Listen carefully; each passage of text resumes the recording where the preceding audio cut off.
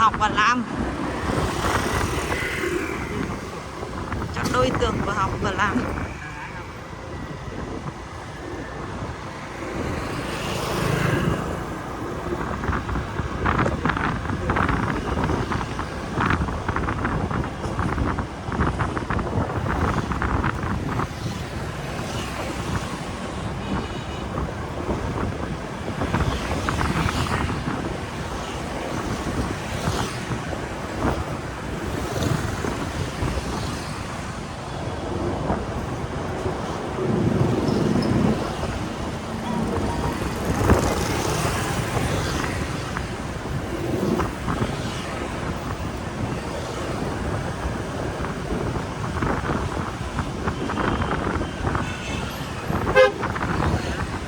Hả?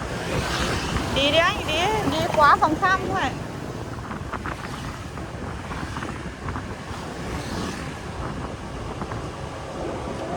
Ơi.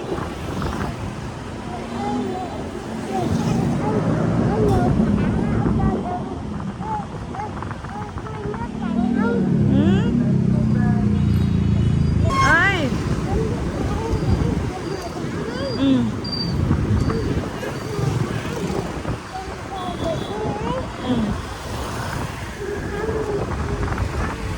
Thùng thình trong rộn ràng ngoài đình, có con sư tử đang mua quanh vòng quanh.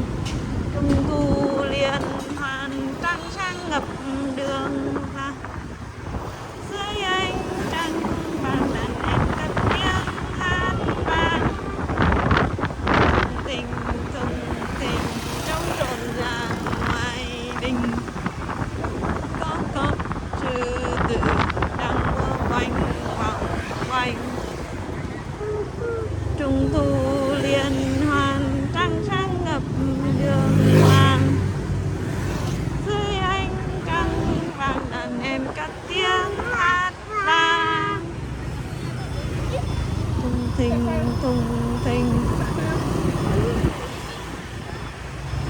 trong rộn ràng ngoài đình, có con sư tử đang mua quanh vòng quanh. Ôm bố đi con ơi. Sáng ngập đường làng, dưới ánh trăng vàng đàn em cất tiếng.